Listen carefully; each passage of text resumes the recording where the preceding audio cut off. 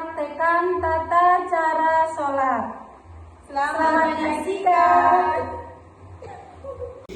Secara dimensi fikih, sholat adalah beberapa ucapan atau rangkaian ucapan dan perbuatan atau gerakan yang dimulai dengan takbir dan diakhiri dengan salam, yang dengannya kita beribadah kepada Allah Subhanahu wa Ta'ala, dan menurut syarat-syarat yang telah ditentukan oleh agama. Syarat-syarat sholat. Adapun syarat sholat menjadi dua macam, yaitu syarat-syarat wajib sholat dan syarat-syarat sah sholat. Syarat-syarat wajib sholat, syarat wajib adalah syarat yang menyebabkan seseorang wajib melaksanakan sholat. Yang pertama, Islam. Sholat diwajibkan terhadap orang muslim, baik laki-laki maupun perempuan, dan tidak diwajibkan bagi orang kafir atau non-muslim. 2. Baligh. Anak-anak kecil tidak dikenakan kewajiban untuk sholat. Yang ketiga, berakal. Jadi semisal orang itu gila dan semacamnya, tidak diwajibkan untuk sholat. Yang keempat, suci dari hadas. Yang kelima, suci seluruh anggota badan, pakaian, dan tempat sholat. 6. Menutup aurat. 7. Masuk waktu yang telah ditentukan untuk sholat. Yang kedelapan, menghadap kiblat. Yang kedua, syarat-syarat sah sholat. Syarat sah adalah syarat yang menjadikan sholat seseorang diterima secara syara' di samping adanya kriteria lain seperti rukun. Yang pertama, mengetahui masuk waktu sholat. Yang kedua, suci dari hadas kecil dan hadas besar. Yang ketiga, suci badan, pakaian, dan tempat dari najis hakiki. Yang keempat, menutup aurat. Yang kelima, menghadap kiblat. Dan yang keenam, niat. Di dalam sholat juga ada hal-hal yang membatalkan sholat. Adapun hal-hal yang dapat membatalkan sholat adalah sebagai berikut. Yang pertama, berhadas. Yang kedua, terkena najis yang tidak dimaafkan. Yang ketiga, berkata-kata dengan sengaja di luar bacaan sholat. Yang keempat, terbuka auratnya. Yang kelima, mengubah niat. Misal, ingin memutuskan sholat, niat berhenti sholat. 6. Makan atau minum walau sedikit. 7. Bergerak 3 kali berturut-turut di luar gerakan sholat. 8. Membelakangi kiblat. 9. Menambah rukun yang berupa perbuatan seperti menambah ruku sujud. Menambah rukun yang berupa perbuatan seperti menambah ruku sujud atau lainnya dengan sengaja. 10. Tertawa terbahak-bahak. 11. Mendahului imam 2 rukun. 12. Murtad keluar dari rukun-rukun sholat dan tata cara sholat yang baik dan benar. Yang pertama, bagi orang yang mampu berdiri, sholat fardu harus dilaksanakan dengan cara berdiri. Apabila tidak mampu, sholat boleh dikerjakan dengan duduk, tidur miring, atau terlentang sesuai dengan kemampuan. 2. Membaca takbiratul ihram. Adapun bacaan takbiratul ihram adalah Allahu Akbar. 3. Pada saat mulut membaca takbiratul ihram, hati orang yang sholat wajib berniat dengan untayan kalimat semisal dalam sholat subuh, yaitu Usolli fardhas subhi rak'ataini mustaqbilal kiblati adaan lillahi ta'ala. yang artinya saya berniat menjalankan sholat fardu subuh 2 rakaat dengan menghadap yang artinya saya berniat menjalankan sholat fardu subuh 2 rakaat dengan menghadap kiblat karena Allah Ta'ala. Kalimat subuh bisa diganti dengan sholat lain sesuai dengan waktunya. Yang keempat, Saat memulai bacaan takbiratul ihram, kedua tangan mulai diangkat ke atas, direntangkan secukupnya. Posisi tangan sejajar dengan pundak, telapak tangan dihadapkan pada arah kiblat, ujung jari sejajar dengan telinga bagian atas, dan ibu jari sejajar menyamping dengan daun telinga. Setelah tangan sudah sempurna berada di atas, lalu letakkan tangan di dada, di atas pusar dengan menggenggamkan telapak tangan kanan pada pergelangan tangan kiri. 5. Selama berdiri, mata sunnah dibuka serta pandangan mata fokus ke arah tempat sujud. 6. Setelah takbir, sunnah membaca doa iftitah. 7. Membaca surat Al-Fatihah. 8. Sunnah membaca surat dari Al-Quran selain surat Al-Fatihah pada rakaat pertama dan kedua. 8. Sunnah membaca surat dari Al-Quran selain surat Al-Fatihah pada rakaat pertama dan kedua bagi orang yang sholat sendirian atau sedang menjadi imam. 9. Sunnah membaca takbir saat ruku. 10. Sunnah mengangkat tangan saat ruku. 11.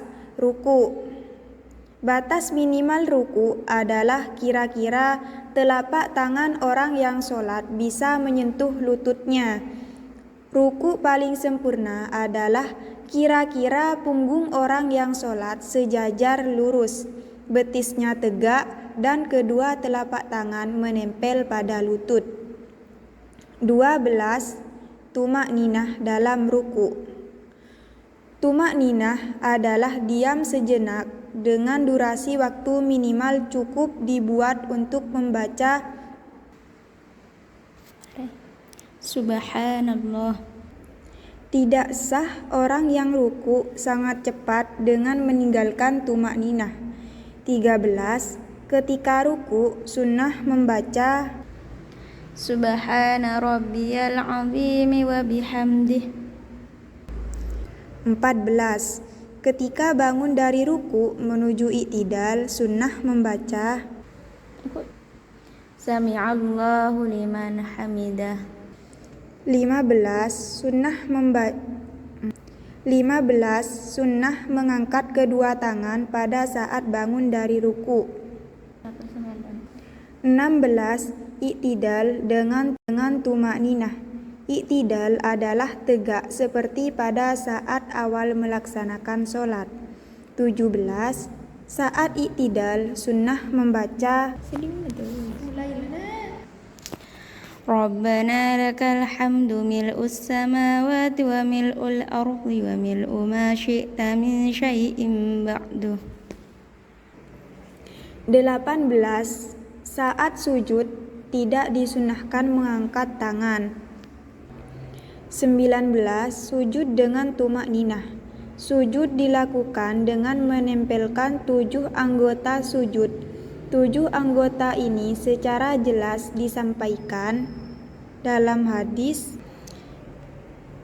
jidat, dan Nabi berisyarat dengan menyentuh tangan Nabi ke hidung, 2 telapak tangan, 2 lutut, dan ujung jari-jari kedua kaki. Saat akan sujud, sunnah meletakkan kedua lutut terlebih dahulu dengan diregangkan antara lutut kanan dan lutut kiri dengan jarak 1 jengkal. Kedua telapak tangan sejajar dengan kedua bahu, lengan kanan diangkat dari tanah. Jari-jari tangan dibuka dan dihadapkan ke arah kiblat. Jidat dan hidung diletakkan secara bersamaan. Kedua telapak kaki berjajar 1 jengkal posisi berdiri. Jari-jari kaki juga dihadapkan ke arah kiblat. 20. Saat sujud, sunnah membaca Subhana rabbiyal a'la wa bihamdih. 21. Duduk secara tumakninah antara sujud pertama dengan sujud kedua atau dikenal dengan duduk di antara dua sujud.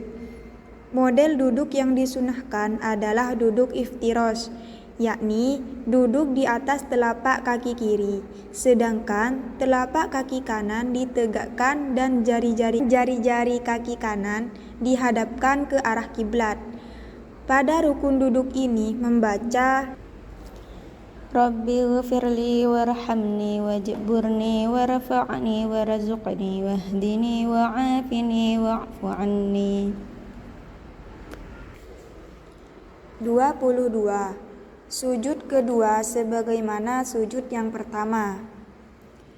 23. Ketika bangun dari sujud menuju rakaat berikutnya, sunnah mengangkat tangan terlebih dahulu, baru kemudian mengangkat kedua lutut. 24. Pada rakaat kedua, ketiga, dan keempat, cara melaksanakannya sama seperti yang sudah dijelaskan mulai dari bacaan Al-Fatihah sampai sujud kedua. 25. Disunahkan membaca tahiyat awal bagi sholat yang rakaatnya 3 atau 4. 26. Sedangkan sholat yang hanya 2 rakaat langsung melakukan tahiyat akhir. Cara duduknya tahiyat akhir disunahkan dengan cara duduk tawarruk, yaitu duduk dengan cara menduduki lantai. Punggung telapak kaki kiri dimasukkan ke bagian bawah kaki kanan, sedangkan kaki kanan tetap ditegakkan dengan jari-jari kaki kanan dihadapkan kepada kiblat. 27. Ketika tahiyat akhir membaca at-tahiyatul sampai selesai. 28. Disunnahkan melengkapinya dengan sholawat Ibrahimiyah. 29. Saat tahiyat akhir, tangan kanan disunahkan menggenggam dan jari telunjuk diacungkan tatkala mengucapkan kalimat illallah. Adapun tangan kiri direntangkan tanpa perlu menggenggam seperti tangan kanan. 30. Setelah selesai mengucapkan salam yang pertama, pandangan mata yang semula fokus melihat ke arah tempat sujud, maka ketika jari telunjuk berdiri ketika membaca illallah, sunnah memandang jari telunjuk. Pada saat salam mengucapkan assalamualaikum. Pada bacaan kum, sunnah mengalihkan pandangan ke arah tempat sujud lagi. Jari-jari tangan yang semula terkepal dilepaskan, baru kemudian menengokkan wajah ke arah kanan sampai kira-kira pipi bisa terlihat dari arah belakang. 31. Pada saat selesai membaca kum, baru disunahkan berpindah menengok ke arah kiri.